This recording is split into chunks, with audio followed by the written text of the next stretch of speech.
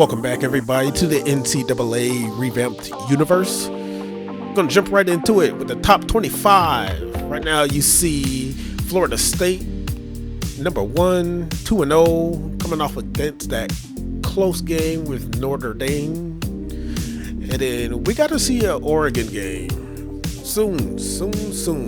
They just blew out Ball State like a good team is supposed to do. No offense to any Ball State fans, sorry about that. But we got Notre Dame sticking to the top 10 still after that loss. Just 1-1 though.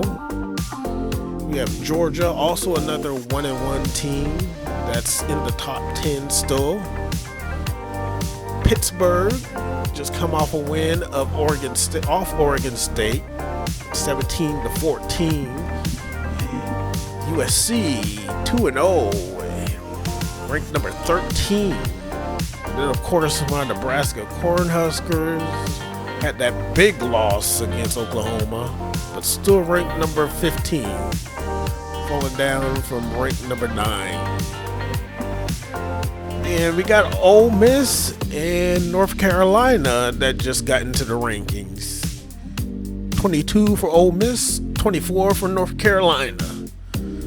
All right, now the Heisman race. We see Cody Jones from Georgia, the running back there, still number 1. And then we have Slaughter, the running back for Ohio State. Ambrose, the quarterback for Bama. Terry Ripley for USC, the quarterback there. He's been doing a great job. But Lotzer, I'm not sure why he's even here still. He doesn't even have a starting job now. He got beat out by Chris Knox. All right, now the players of the week start with the ACC. We got Barry Hausenbach from Florida State for defense and Ryan Cole. Then we got O.J. Sanders for Kansas City at defense and David Starks. Not a surprise with David Starks. He's killing it right now. Record-breaking game. And there you see Chris Knox for Ohio State. He's the guy that should actually be probably in Lotzer's place for the most part. And you have Xavier Davis for Kansas, getting the Defensive Player of the Week for the Big 12. In the American Conference, we got Vanderbilt's linebacker Myron Jaffe, and Carolina has Marcelo Haddle. I make up these names most of the time, and I cannot even remember how to pronounce them. All right, now Conference USA, you got Tulsa with Jason Hall. He had 3 sacks and 1 forced fumble. And UTEP had Johnny Blaine at quarterback. The Independents had BYU. They just took defense and offensive player of the week with Troy Culver at cornerback and the halfback Jamar Collins. Collins with 148 yards and 2 touchdowns. Not a bad game for him. And in the MAC, NIU takes offense and defensive players of the week as well. They have Jerron Thomas at middle linebacker and Richard Sutton at halfback. Sutton had 3 touchdowns, with Thomas getting 2 sacks, a forced fumble, and a recovered fumble. Mountain West has the Lobos taking offense and defensive player of the week.